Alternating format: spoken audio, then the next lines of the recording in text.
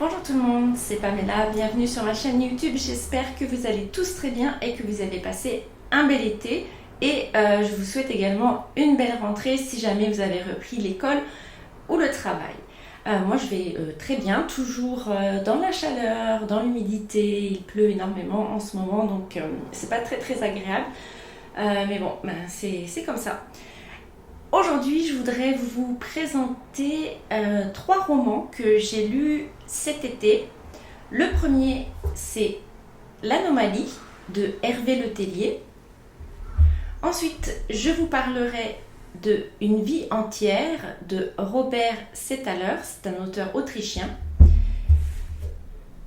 Et enfin, Retour en France avec Panorama de Lilia Hassen. Donc c'est 3 romans que j'ai lus cet été, 3 romans que j'ai bien aimés pour des raisons différentes. Je vous les présente en détail tout de suite. Commençons tout de suite avec L'Anomalie de Hervé Letellier. C'est un roman qui date de 2020 et qui a obtenu le prix Goncourt, ce qui m'a surpris en fait, parce que c'est pas le genre d'histoire que j'imagine obtenir un tel prix. Ce n'est cependant pas pour ça que je l'ai choisi. Je lis généralement pas les prix littéraires, c'est pas quelque chose qui me botte. Je l'ai choisi tout simplement parce que la 4e de couverture m'avait pas mal intriguée, ainsi que cette couverture où on voit la même jeune femme reproduite à l'infini, parfois dans des positions légèrement différentes. Donc j'étais très intriguée et c'est pour ça que je l'ai choisi. Alors, ça va être difficile de vous raconter ce roman sans trop vous en dévoiler. Je vais faire de mon mieux. On a un roman qui se divise en 2 parties. Dans la première, on a des courts chapitres, 4, 5, 6 pages, qui nous présentent des personnages tout à fait différents. Donc, on rentre à un moment donné de leur vie et on les suit. Il y a par exemple Blake, ça c'est pas son vrai nom, c'est un tueur à gages d'exception. On a aussi Victor, qui est un écrivain très peu connu, mais qui va devenir culte après son suicide. On a comme autre exemple Lucie, qui entretient une relation avec André, un homme plus âgé. C'est une relation qui n'est pas très folichonne. On a aussi Johanna, qui est une redoutable avocate, qui a une sœur gravement malade.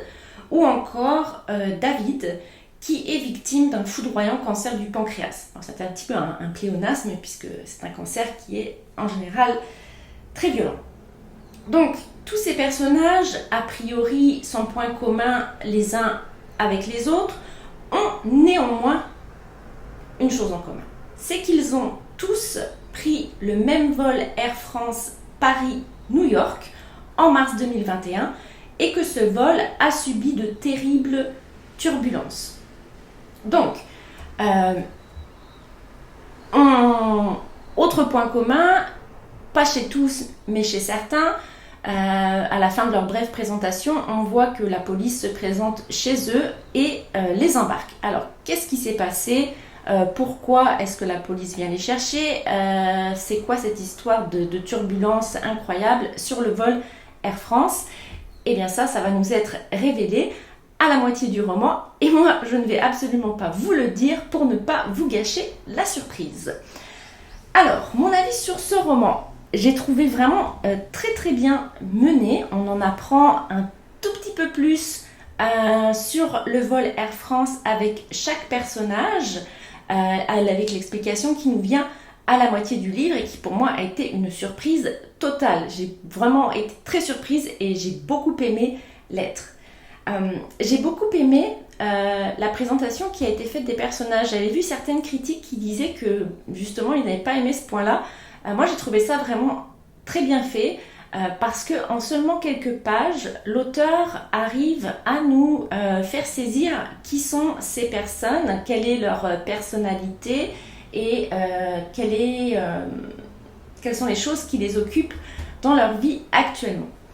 La deuxième partie du roman, je l'ai un petit peu moins aimée, elle était moins intéressante pour moi parce qu'elle est plus technique, plus scientifique, même si là encore on va avoir de nouveaux personnages qui vont entrer en scène, qui vont être particulièrement intéressants, voire drôles.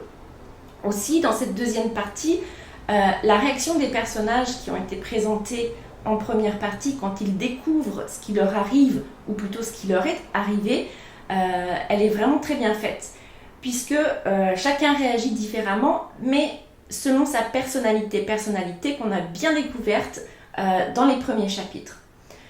Ce roman aussi nous amène à réfléchir sur pas mal de choses, notamment à notre identité. Qui sommes-nous réellement?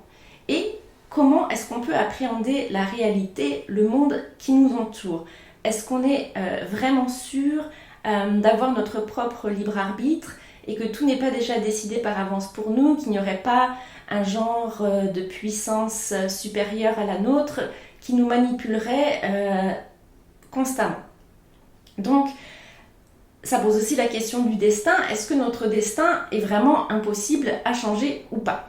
Donc j'ai bien aimé les personnages, j'ai bien aimé la surprise de milieu de roman. J'étais vraiment surprise qu'un tel roman un peu de nature dystopique reçoive le prix Goncourt, mais je pense que c'était mérité, il y a pas mal d'originalité.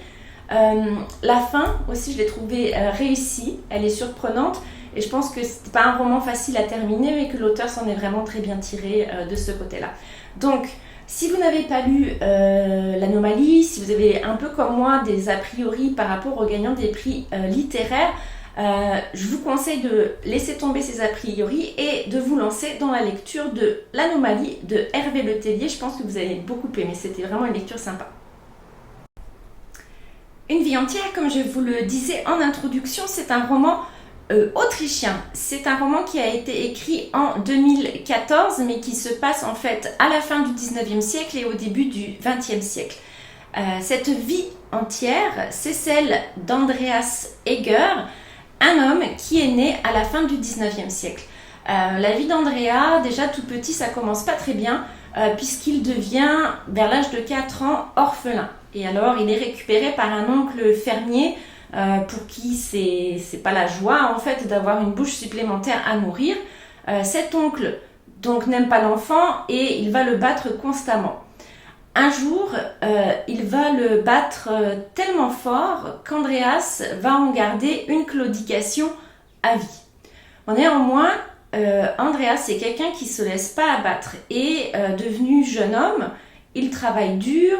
Il mène une vie simple, il ne sort pas, il ne boit pas, ce qui fait qu'il arrive à faire pas mal d'économies et avec ces économies, il va s'acheter son petit bout de terrain à flanc de montagne, il habite dans les Alpes autrichiennes, avec une petite cabane qu'il va prendre le temps et le soin de réparer. Andreas ensuite va tomber amoureux d'une jeune fille qui s'appelle Marie. C'est pas quelqu'un qui est très à l'aise avec l'expression de ses sentiments, donc il va avoir de la difficulté à avouer son amour à la belle Marie, mais il va quand même y parvenir et Marie va répondre positivement à ses avances. Ils se marient, ils sont très heureux, ils vivent ensemble dans la cabane.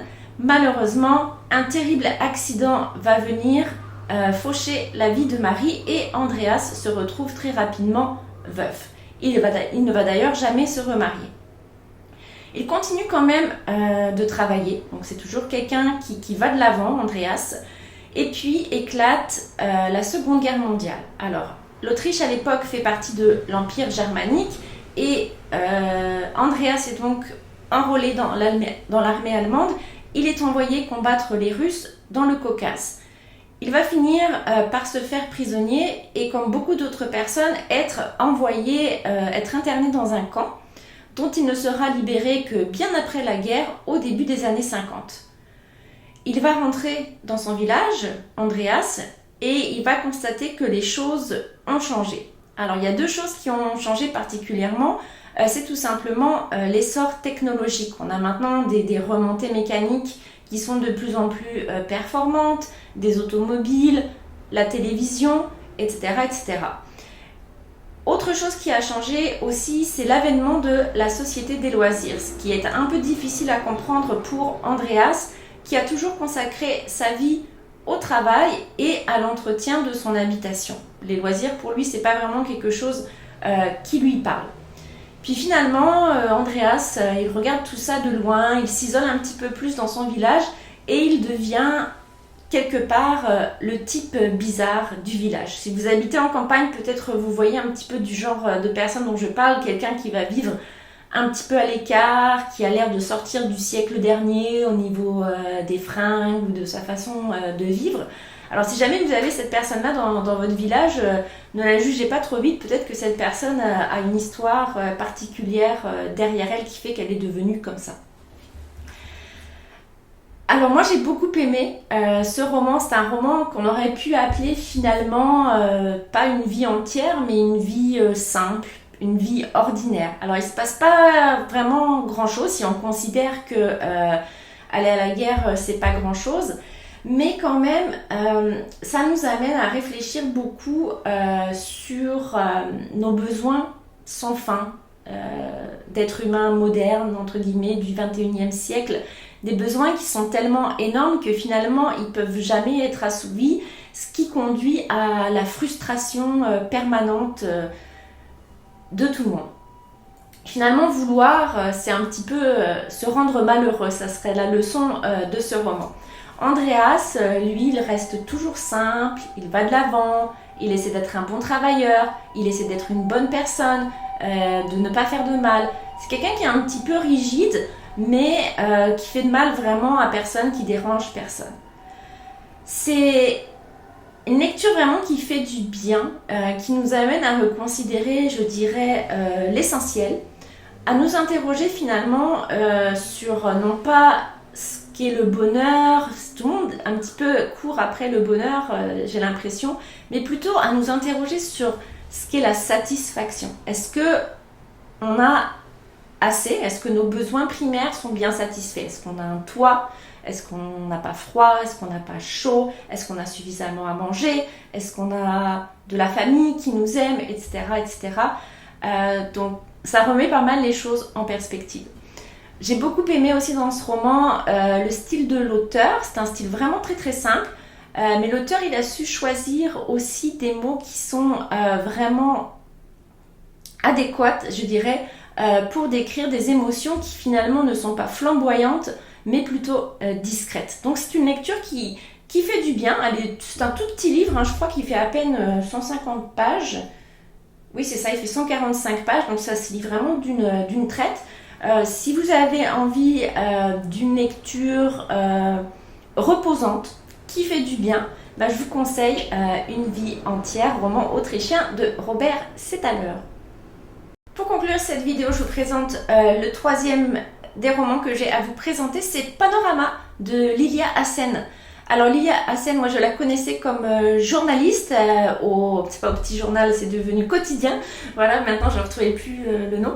Donc comme je la connaissais comme journaliste, je ne savais pas qu'elle était écrivaine. J'ai vu qu'elle avait écrit déjà 3 livres je crois, et j'ai choisi celui-là, c'est toujours mon petit côté un petit peu, j'aime les dystopies.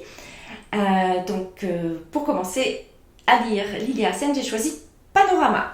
Alors, tout commence en 2029. Il y a une vague de violence terrible en France.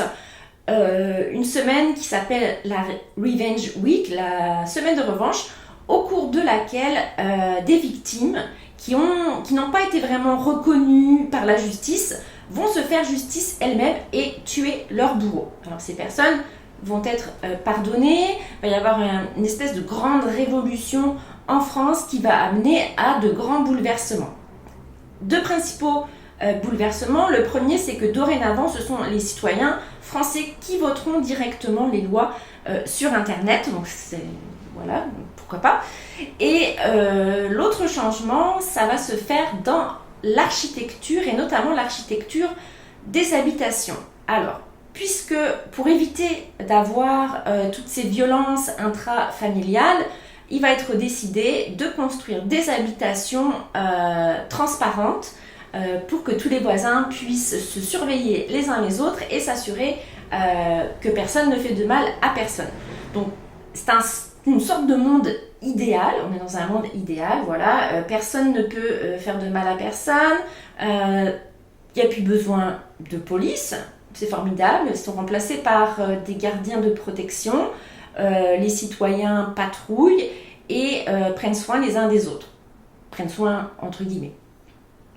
Mais 20 ans plus tard, en 2049, il y a une famille qui vit dans une de ces maisons, la famille Royer-Dumas. Alors, il y a Rose, la mère, Miguel, le père, et Milo, le fils, qui disparaissent en pleine journée et absolument personne n'a rien vu. Alors ça, comment est-ce que c'est possible dans un monde aussi transparent?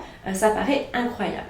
On a donc une femme, Hélène, qui est une ancienne policière, dorénavant gardienne de protection, qui va être chargée de l'enquête sur la disparition des Royer-Dumas. Est-ce que c'est une disparition volontaire? Est-ce que quelqu'un leur a fait du mal?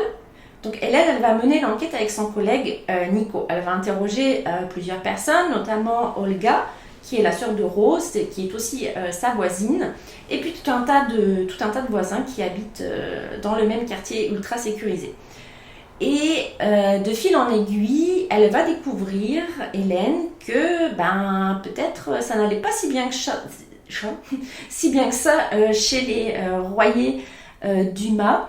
Elle va découvrir par exemple que le père Miguel se rendait fréquemment dans un quartier non sécurisé, parce qu'évidemment, il y a des Français qui n'ont pas accepté de vivre dans ces cages de verre, qui ont choisi de rester vivre dans leurs anciens quartiers. Mais en prenant cette décision-là, ils vivent dans des zones qui sont un petit peu des zones de non-droit, où il y a toutes sortes de trafics, et puis où la police, il n'y a plus de police de toute façon, où personne n'intervient pour les défendre finalement. C'est leur choix de rester là, ils se débrouillent. Donc Miguel, le père disparu, lui, va souvent aller dans ce quartier pour rendre visite à son père Pablo. Mais est-ce que c'est vraiment la seule raison de ses visites dans le quartier des Grillons? Voilà, ça, l'histoire nous le dira, si jamais vous choisissez de le lire. Alors, j'ai bien aimé ce roman, mais je trouve que Lilia Hassen, finalement, elle a une idée formidable. Cette histoire de révolution, cette histoire de gens qui vivent dorénavant à la vue de tout le monde. Moi, j'ai trouvé ça vraiment génial. J'ai trouvé ça super original. Par contre, je trouve que cette formidable idée n'a pas été exploitée à fond. Et ça, c'est bien dommage parce que ça aurait pu nous donner un très très grand roman dystopique. Ouais, ça aurait été vraiment extraordinaire. C'est un roman qui fait seulement 250 pages. Et avec une telle idée de départ, je pense qu'on aurait pu en écrire au moins le triple. Franchement, on aurait pu aller jusqu'à 1000 pages, faire par exemple 3 volumes de 300 et quelques pages, facilement avec une idée comme ça. Par exemple, ce que j'ai trouvé qui n'était pas assez exploité à fond, c'est cette histoire de révolution en 2029. Alors, c'est présenté rapidement. Ça suffit, hein, ça nous permet tout à fait de comprendre le contexte, mais ça aurait pu être beaucoup plus développé. Elle aurait pu commencer son histoire en 2029 en nous présentant différents personnages, en nous développant plus cette idée de révolution. Ça aurait été vraiment intéressant. Il y a aussi beaucoup de personnages, tous ces voisins qui ne sont pas assez développés. Finalement, moi, je me suis un petit peu perdue dans toutes ces personnes qui finalement avaient des vies qui se ressemblaient beaucoup les unes les autres, et des personnages qui n'étaient pas assez étoffés. Donc je me disais, mais de qui on parle là, je sais plus en fait qui est cette personne. Donc donner plus de vie à ces personnages, leur inventer une histoire, un contexte, un background comme on dit en anglais, ça aurait permis d'étoffer le roman et de le rendre encore plus intéressant. Donc c'est vraiment dommage que Lilia Hassen n'y soit pas allée plus à fond là-dessus. Néanmoins, j'ai pris grand plaisir à lire cette histoire que j'ai trouvée très rafraîchissante, tout comme le style de l'autrice d'ailleurs, c'est très agréable, c'est très frais. J'ai trouvé ça aussi intéressant qu'elle choisisse comme personnage principal une femme qui doit avoir à peu près une cinquantaine d'années. C'est très bien, c'est très réussi, et je pense que c'est pas évident quand on a 30 ans comme Lilia Hassen, enfin 33, 34, comme Lilia Hassen, de réussir à se mettre dans la peau d'une femme qui a 15 ans de plus. Mais elle a vraiment bien réussi à faire ça. Donc il y a une grande maturité chez cette autrice que j'aime beaucoup. Donc un roman très agréable. D'ailleurs, les jeunes ne s'y sont pas trompés puisqu'il a reçu le prix Renaudot des lycéens en 2023. Je pense que c'est vraiment mérité. il manquait, il y a un petit peu toujours pour moi cette frustration. Je sens, j'ai l'impression d'être passée à côté d'un grand roman. C'est dommage, c'est vraiment dommage. Mais comme je vous dis, ça reste une lecture agréable et je vous encourage à le lire. J'ai vraiment beaucoup aimé, c'est très très sympa. Voilà, c'est déjà la fin de cette vidéo. J'ai pris beaucoup de plaisir à vous présenter ces 3 romans et j'espère que ma vidéo vous donnera envie d'en lire au moins un, parce qu'ils sont franchement tous les 3 très bien, très intéressants, très sympas à lire. Ça fait passer un moment très agréable. Côté lecture, j'en suis toujours à 22 novembre 63 de Stephen King. J'ai pas beaucoup le temps de lire puisque je viens d'enchaîner 2 semaines de travail sans pause et voilà, j'étais vraiment claquée. Ça a été un petit peu compliqué, mais là j'ai bien avancé le week-end dernier, donc je pense le finir très très bientôt. J'aime bien, mais il y a des petites choses que j'aime pas. Peut-être que je vous en parlerai dans une prochaine vidéo. Voilà. Et vous, qu'est-ce que vous lisez en ce moment? Est-ce que vous avez découvert des romans intéressants? Est-ce que vous auriez des suggestions à me faire? Je suis toujours preneuse. N'hésitez pas à me laisser un commentaire pour me faire part de vos lectures. En attendant la prochaine vidéo, je vous dis à bientôt. Matane!